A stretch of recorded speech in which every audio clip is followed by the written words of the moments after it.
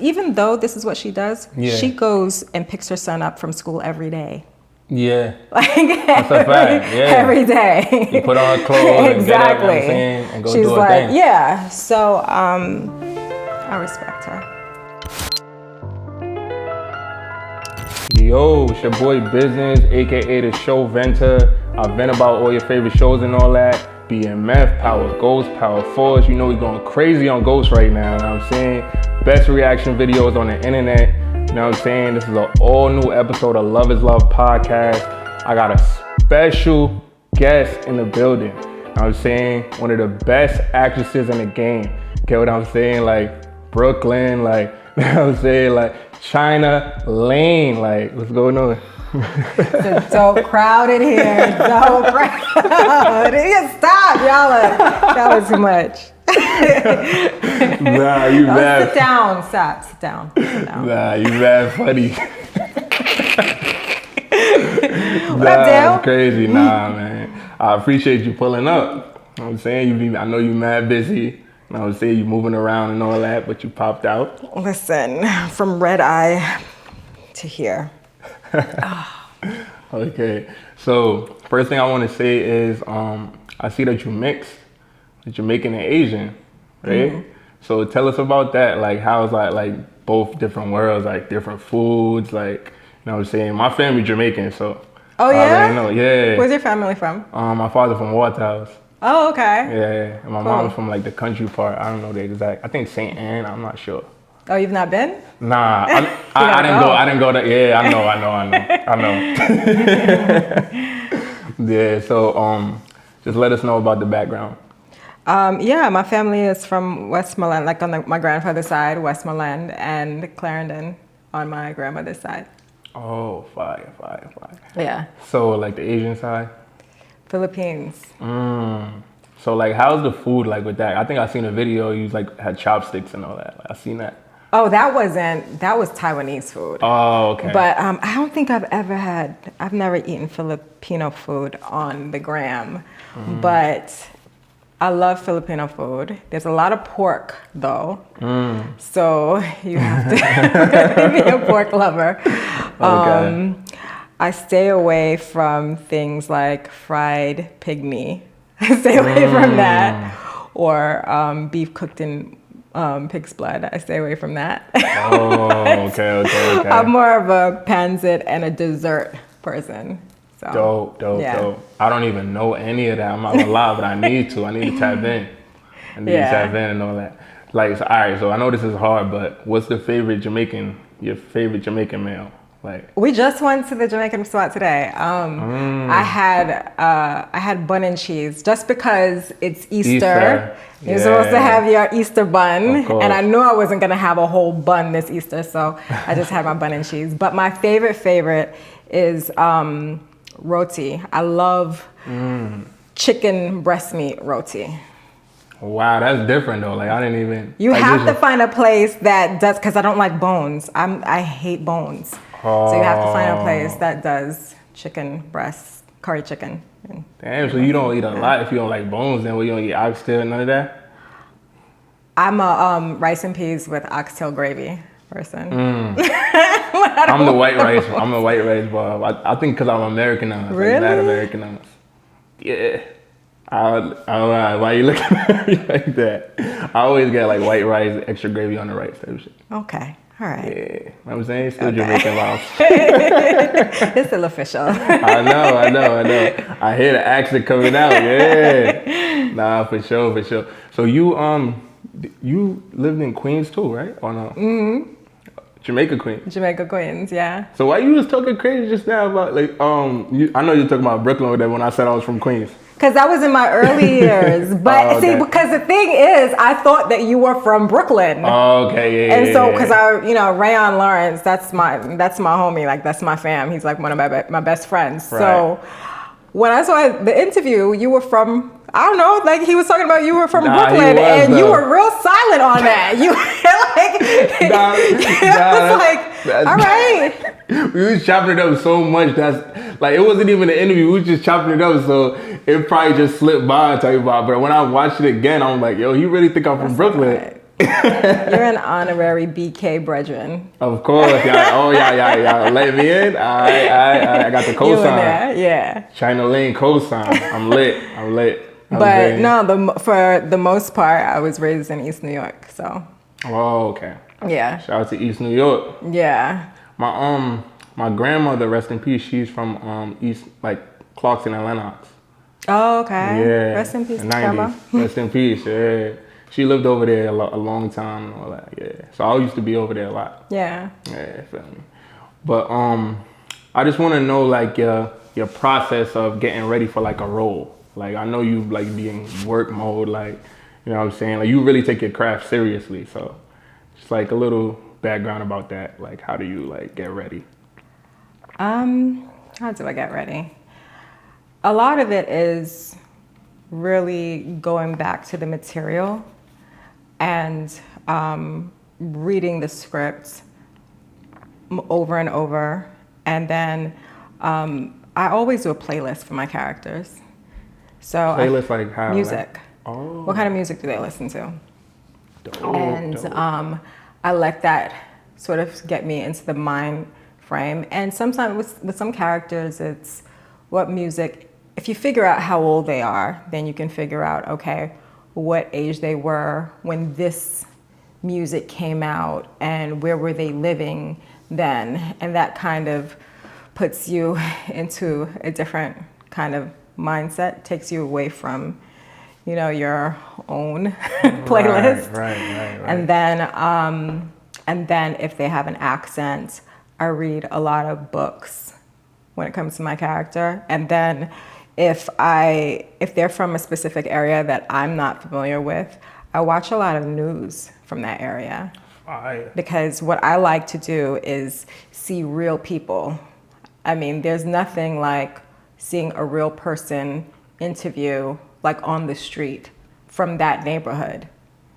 So I like to really, really look at real people and capture their essence, not looking to a movie that might have been from that place in that time period. So that's dope. You're doing your homework. Like I like that, like calculated. Like you're moving calculated with it. Cause it's not just about just reading the words on the script. You gotta like tap into like, of course. Yeah, like to really like become that and bring some realness from yourself, like from your life to that character. You know what I'm saying? Like that's what I've been like seeing. Like I've been interviewing a lot of actors and actresses. So like they always be like, they bring like, you gotta bring like a part of you in a way, like to come like one with your character to really bring it to life type of. Yeah. Yeah. And everybody has their own process too. I think Angelina Jolie said it once where acting is sort of finding a piece of yourself that you identify with that character and then ignoring the rest. Yeah, that's heavy. And she a legend, so you know what I'm saying, we gotta take whatever she's kind of dope. Yeah, definitely. So I want to get into Raising Kanan. Like, Okay. It's one of my favorite shows. I'm not gonna lie, like I loved your character on there too. Thank you. Yeah, definitely. You definitely did your thing. Thank you. That. So how did that like come about? Like the audition process, the call, like, you know, like how did that come together? It was a regular audition. I sent in a tape. Then I wound up getting a call and that was it. And then I had a conversation with Sasha Penn, the showrunner, and we talked about it. We talked about the character. Yeah, it was a really, really smooth and beautiful process because I think every director was very invested in the integrity of Andrea.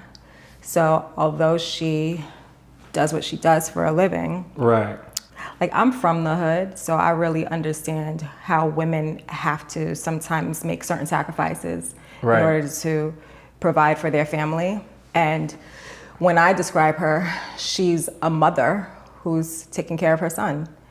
And that just happens to be what she does for a living. So I remember our first director, Shanna, was very, very specific about, you know, dignity. When she leaves that house, she's fully clothed. She walks with her head high, like she's, you know, she's not, she's a woman who has a lot of respect for herself. This is just what she does for a living to provide. Definitely. It's crazy because I was watching it again today, earlier, like all your scenes in Raising Kanan, and it's crazy that you say that because when you start talking about your son and like how you got to take care of your son, you got mad at him because he tried to like Omar Epps, Howard. Yeah. And he said something like about, I don't know if it was like your son or like you took it personal and then you started talking about like, this is what I do this to provide for my son. Oh, and he was like, oh, he's probably gonna see it and see what his mom does, you know. And then I seen how like you like went at him in a way. Yeah. That time, yeah, that scene. Even though this is what she does, she goes and picks her son up from school every day. Yeah. Like that's a fact. Yeah. Every day. You put on her clothes exactly. And get up, you know what I'm saying, and go She's do her like, thing. yeah. So I respect her. Nah, it's all Burke's fault, man. What happened with you? She wanna watch you and when you leaving Howard crib and all that. Like, what are you doing? Like, relax. Like she ain't got nothing else to do. Like she was fiending, trying to find out about Howard and all that, who shot him and all that. Like, yo, mind your business and go home, like, to your family. Yeah. Like, she needed you. a hug from somebody. Yeah. And when she heard, when you told him that she had a son, bro, like her eyes lit up when you told her that he had a son. She was like, a son? Oh, man. And he was pissed too, like that last scene. That last scene when you... Was that dry snitching? Because that's what people were saying that she did. Was that dry snitching? Yeah. It was? Yeah. Damn. I can't even cap. Okay. Nah, because she was straightening. You talking about she gonna call what she said she was gonna call on your BCW, was it Child Welfare Services? Yeah, so you could take your son away or something like that. Yeah, she was threatening that. Yeah, yo, she's grimy with it, man. Like she be going low to try to get what she need. I'm not gonna cap. Yeah, she played dirty. I'm telling you. So how was it like working overall with Omar Epps though? Really great. We really got to talk a lot, and it was what I loved about working with him. It's a collaboration, and when we started talking about Andrea, and I call her Andrea. So for anyone who might call her Andrea, it's Andrea, because I wanted to be dramatic. I had the choice. But yeah, they are in a relationship. He's really the only one that she was confiding in.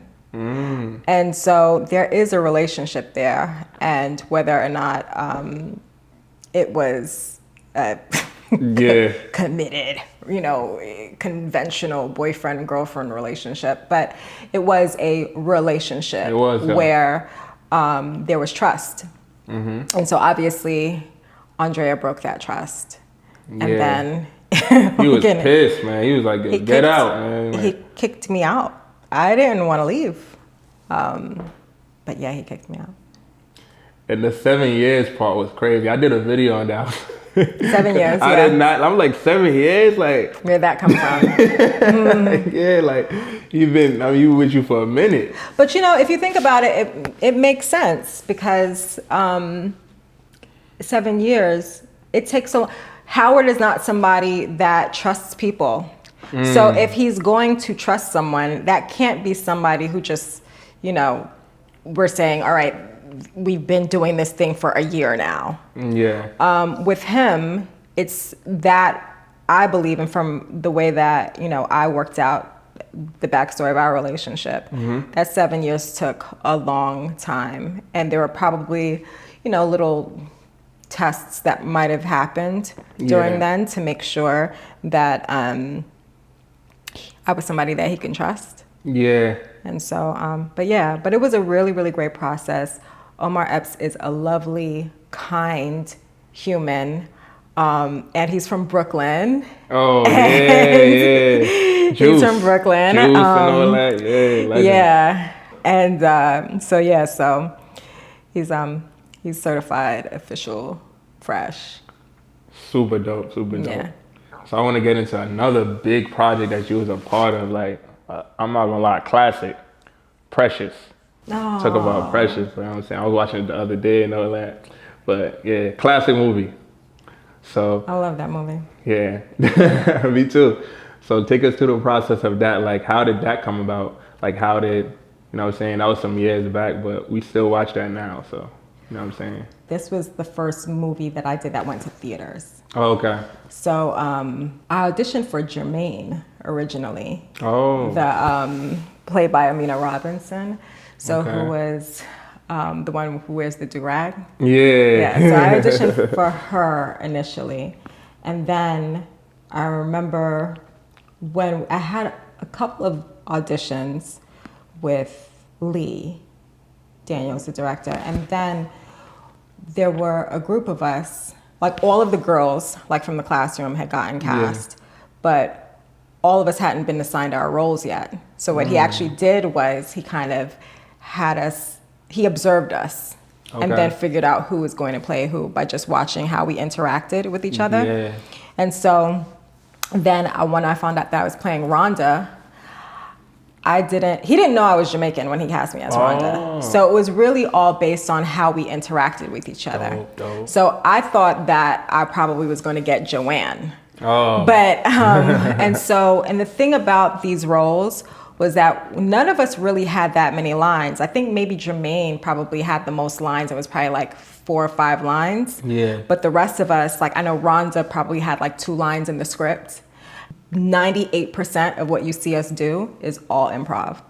Wow. That's All improv. legendary. And then even there were times when and this is something like about Lee Daniels, like he really makes you prepare for the role so that the role becomes so organic. So when we all got cast, we had to, I think for a few weeks, we would just come, basically rehearse, but not rehearse lines. He never had us rehearse lines. We would come and we would hang out, we would eat lunch with each other, and we would talk and we would get to know each other. And then so that what you see is like actual real chemistry amongst all of us. Oh, yeah. And so by the time we got suited up, which was also really great because we each individually got to really work with the costumer. Right. So it was cool because all of these ripped jeans and the lace and the earrings, that was something that like I had gotten from a couple of my friends who were Jamaican like around that time. And so they were like, oh yeah, like, you know, girls wore this and then the lace stockings underneath the ripped jeans. One of my friends, shout out to Sean Edwards, he really helped me out with that a lot too. And then there was Lee had this collage of a lot of pictures from teens in the 80s. And my hair was long at that time, it was really long. And then he looked at this picture, he said, this girl with finger waves, and he was like, that's Rhonda. I was like, all right, let's do it. That's a staple right there with the finger waves. Yeah. Talk about that. So his cousin, Jackie, shout out to Jackie, fire hairstylist. So we got together, she cut my hair and finger waved that motherfucker like every day. That shit was, because there was so much gel in it, it was like a helmet. I was late. You could really, listen, you could knock on it. I remember one time something fell on my head and like everybody was like, Chyna, you okay? I was like, what happened? Y'all okay? What happened? I didn't even know something fell on my head. That's how hard that shit was. But it was really great. And one of the movies that he had us watch was Paris is Burning. Okay. And so it's a really, really great movie about teens in the 80s and the balls. Okay. And so, yeah, and then sometimes he would have the camera rolling and we would just be fucking shooting the shit. Yeah. And then some of that made it onto the film. It was really, really great. But yeah, majority of that shit was improv. That's a good strategy by him though, because like it's just about getting y'all comfortable and all that. You gonna get some of the best work because everybody around each other, they chopping it up. You know, like, and y'all doing like normal things. Yeah. And y'all just get comfortable around each other. You get what I'm saying? Like I feel like like that worked for me with interviews. Like me chopping, like us chopping it up beforehand, like before getting on. You know what I'm saying, the interview. Yeah. Is like it's key because nobody just want to come to the interview like, all right, I'm asking you questions. I don't even know you, and you know what I'm saying, and it's mad awkward. Like we not doing that. Like you know what I'm saying? Yeah. So overall, like that's just what it is. You know what I'm saying? Yeah. Yeah, you came a long way though, man. You've been grinding for a minute now.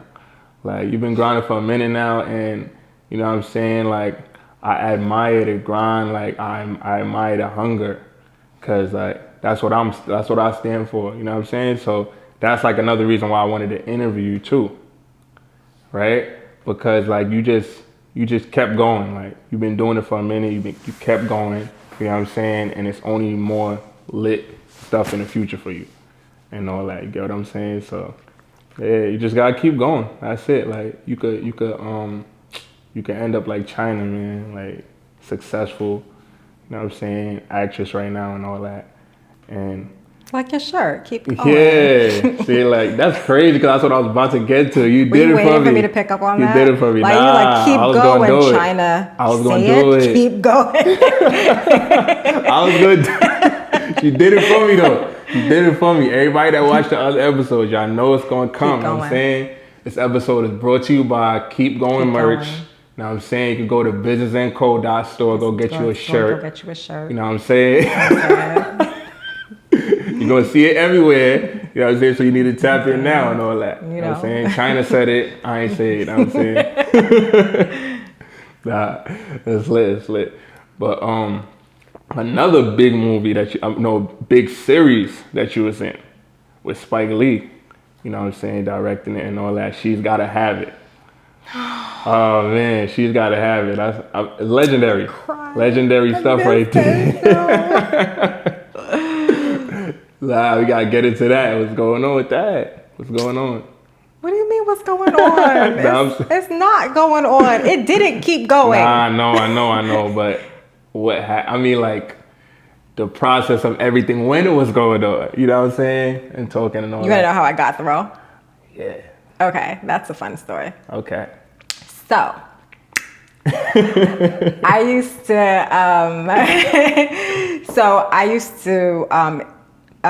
intern as a casting assistant beyond interned. I used to low key work undercover as a casting assistant for years. So one of my friends, so Michelle Adams and Kim Coleman were the casting directors. And so a friend of mine had sent me a message that they were casting, but I never asked them for a role though, that's one thing. So a friend of mine sent me the character description. She's Gotta Have It. There's this character, Shemeka. And in this description, she's a dance hall queen. She has no ass, like that's the thing, like no ass.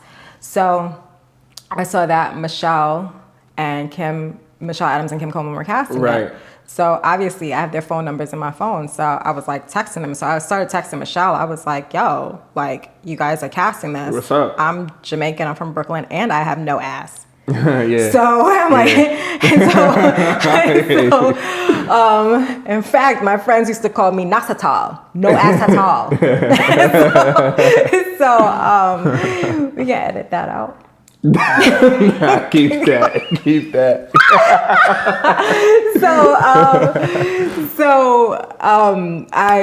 I was emailing her and I was emailing him. And I wasn't getting an appointment for it. I was like, yo, what's going on? The email said, hey, y'all know me. I'm from Brooklyn and I have no ass. I kept writing that and I kept messaging them. So I finally come in. They call me in to audition. It was probably like on a Thursday. So I come in to audition. I was the only person to audition. So I feel like what was happening was they weren't finding the person. Oh, okay. And so I came in, I auditioned. My name was the only name on the call sheet. I was like, I ain't special. I'm just, Yeah. just blessed. Y'all just, no, not even fucking blessed. Y'all like, let me just see this motherfucker because she won't stop fucking texting me. Like I was texting them on their phones. Yeah, I go after it. And I could do that because I had that relationship with them, right? Yeah. Because I worked for them for so long. So anyhow, I go in, audition with Kim. And then the next day, Michelle calls me and she's like, where are you? I was like, where do you want me to be? And so I know when she's asking that, she wants to know if I'm in California, if I'm in New York, because I went back and forth a lot. Right. So then she was like, where are you? And I was like, where do you want me to be? And then she was like, listen, there's a table read for She's Gotta Have It tomorrow, but it's in New York at Spike's office. And then she was like, so are you? I was like, oh, well, I'm in New York. And so then she was like, bitch, if you lying to me. I was like, I'm not fucking lying, Michelle. Meanwhile, I'm throwing stuff in a suitcase. I'm like, it was like 4 o'clock in the afternoon or something like that. I'm throwing stuff in the suitcase. I was like, I'm in New York. And she was like, I swear to God, Chyna, where are you? And I was like, I told you, well, I'm in New York. Why you keep why are you interrogating me? Whatever. I flew to LAX. And I caught, I was able to catch the red-eye flight. I think it was that evening I caught the red-eye flight. I strolled into 40 Acres with my suitcase. And then I didn't have the role, but everybody was there. I think everybody else was cast. And so we sat there and we read all 10 of the episodes, I think. And I just fucking brought it. That shit was mine. And then by the end of the day, I think Joie, Spike's sister, had said to me, she was like, congratulations. I was like, oh, I don't have it yet. She was like, I'm sure you do. And so then the next day, I think I wound up, it was a Sunday. I wound up finding out that I got the offer. And no, I didn't get the offer yet. So I got a call that Spike wanted to see me. Okay. So I actually had to go in and audition for him. Wow. So it was this time it was just me and him and a cameraman. And I knew I had to dance too. So I walked in with my paper, my audition, my sides, and he was like, what do you need your paper for? And then he was like, you don't know your lines? And I was like, I know my lines. And of course I knew them. And so then, then the way that he auditioned is we'd do the scene, and then during the scene, he'd throw me a line.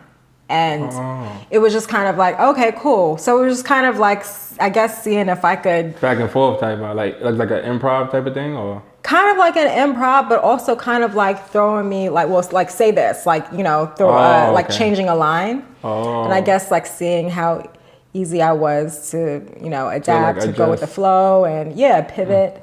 So, but it was fun. And then I danced, and I remember there being a brick wall in the back. So at the time when she was cast, she was a dance hall queen. Yeah. So I was really, really good at dance hall reggae.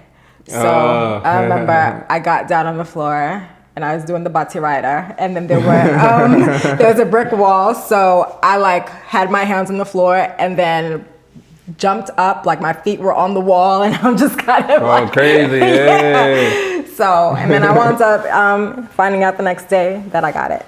So man, that's how it went. But yeah. Yeah, that dancing, right? That was the icing. That was the icing of the cake. Dancehall queen vibes. Yeah. But even though she didn't, when in the show, she didn't dance to reggae music. But originally, I think the song that we were gonna use was I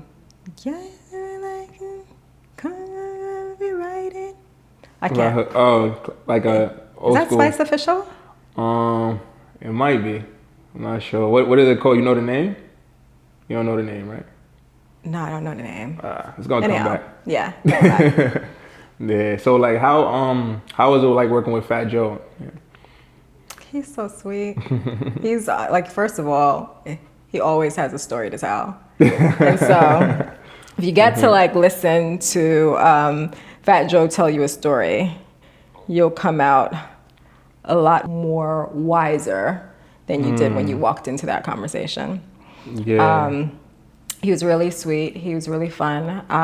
And he's incredibly talented as an actor. Definitely. You know? And even the scene that we had, there was a scene that we had in Puerto Rico.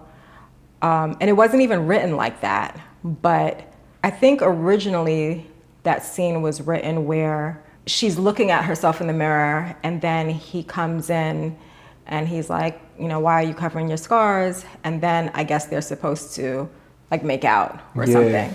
But all of us, I think, when we were in Puerto Rico doing that episode, it was such an emotional experience. Yeah. And then I wound up feeling as Shemeka so ugly. Right. And so I wound up saying I'm ugly, which wasn't written. And I don't know, for some, like, I just started crying. Yeah. And the way that he comforted me and just like wiped my tears is just, he's just organic. But you know, that's the actor that he is. He's always present, always listening, and always there to be true to the moment. Yeah. Nah, definitely. I can see why you always giving game and telling stories, because like he know how to speak. Like even like when he be doing like the lives and all that, like he's good at that. He's so funny. Nah, facts. Shout out to Fat Joe. But shout out to Fat Joe. Yeah, shout out to Joe. But definitely we want to get into, you know what I'm saying, series that you got coming up. You know what I'm saying? Like Major, Judge Me Not. I'm so excited about that. So I am so excited about it because it's the first series that I've ever executive produced. And it's a really awesome, complex, beautiful, powerful story that was written by the incomparable Judge Lynn Toler. Shout out to Judge Lynn Toler. Shout out to her. And it's about a Black female attorney who becomes the first and youngest Black judge appointed in her district, and sort of navigating her relationships and her battle, her mental health battles. Yeah. And also just trying to do what she feels is the best in this judicial system. And it really is based a lot on Judge Lynn Toler's life and her book. That sounds so fire, I'm not gonna lie. Executive producing, like that's another level right there. I'm really excited about it. And it drops on All Black. Oh, so, All Black TV. Fire. Definitely. That's dope. Like you do any writing too, or? I do. Oh. I actually have a script that is in the process of being sold. Excited about it. Okay. It's a really, really cool story that I can't really talk about. But it is, I will say this. I am very much into stories about Black females in very, very powerful and yet vulnerable predicaments, but they are also from what I know, like from like genuinely from the hood or the streets, and trying to figure out how to wield their power and to be authentic to who they are in a world that challenges us. Definitely. So I will say that very, very general thing. And I'm hoping that this will be, it'll find a really, really, I mean, I hope it'll find an audience that really appreciates it. Nah, it definitely will. Definitely will. It's going to be big. It will. I'm saying, yeah, you got to speak it into existence. You can't, not no ifs, like it's going to happen. I'm just really excited. It's going to happen or it's going to happen. That's how I'm moving. Yeah. You know what I'm saying? And somebody, a big network gonna pick it up, you know what I'm saying? And it's gonna take off. You know what I'm saying? Nah, definitely. Now, when you said the executive producer, I'm just like, do she write too? So that's why. I do write, yeah, that's dope. That's dope. Now, multi-talented, you know, not just an actress, more than an actress. Yeah, that's fire. So, when you talk about the movie, the first Purge that you was in, yeah. So, how was that like scary type of, like type of movie, like a different type of, different type of lane? That was fun. Again, Yeah. I didn't audition for that role originally. I auditioned for, I auditioned for one of the bad boys in the group. Oh, okay. And I was like, how did y'all get that I could play that from that? But okay. But that was fun. I always said that I would love to do a scary movie because I am fucking scared of everything. Oh. Yeah, my grandfather used to, like, every single time if somebody walks in the room, there could be a house full of people and somebody could walk in the room and I'm like, oh my God! My grandfather used to say, you're not living right! You're not living right! Go to Jesus! He's a deacon. So I found myself at the altar on Sunday mornings and he'd be putting oil on my forehead because I can't stop jumping. Like, everything was dopey. Yeah. Nah, that's funny. But that was really, really fun. We shot that in Albany. That's dope. Yeah. And I can't lie, I've seen a couple comments say, a lot of people say that you remind them of Regina Hall. I love her. Okay, yeah. Yeah, 'cause she's really, really funny. I met her. I did Barbershop 3, but my scenes got cut.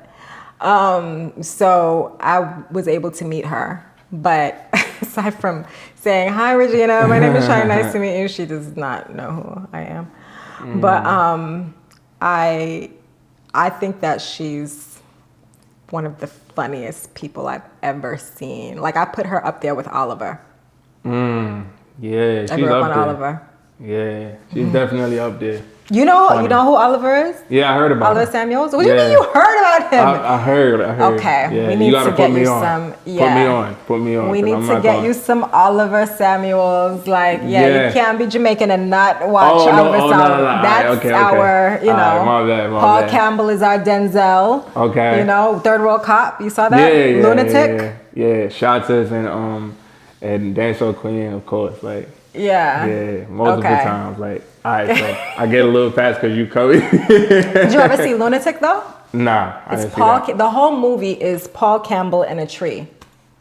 He's Word? talking to the tree like the tree is God.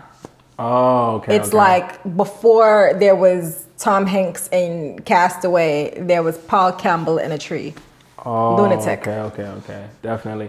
Yeah, I gotta get I could order that online, right? Like all those movies online, or Yeah, of course. yeah, I gotta tap in. Like I told you, I got mad Americanized, man, when I was younger. That's what it is. You know what I'm We saying? gotta take you off that white rice. I put you on some rice and peas. The rice and peas with the oxtail. Yeah. Okay. Need some coconut milk in your system. Yeah. Okay. Yeah. Nah, facts. You're right. Okay. Now I'm gonna get on it. We need to get you to start sweetening your tea with sweetened condensed milk. None of this sugar, okay? Condensed milk. Yeah. Classic.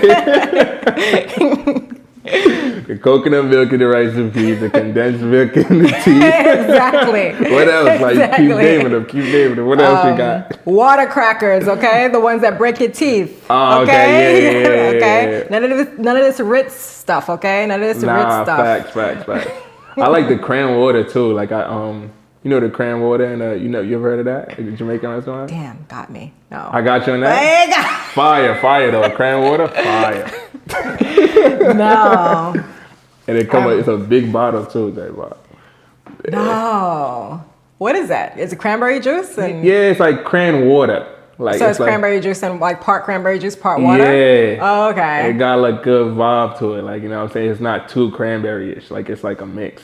Oh. Yeah. They don't got it at every Jamaican restaurant, but the one by my house, yeah, it's there. Like anytime I go there, I make sure I get the oxtail, but I get the white rice because, you know what I'm saying? And I get that.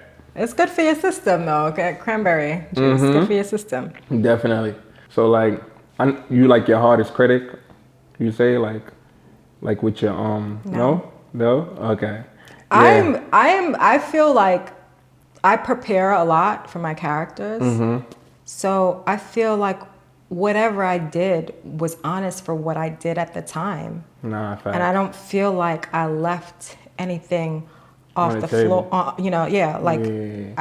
I put it all on the table. So I'm usually very happy with whatever it was, because I feel like whatever I did was my truth at the time.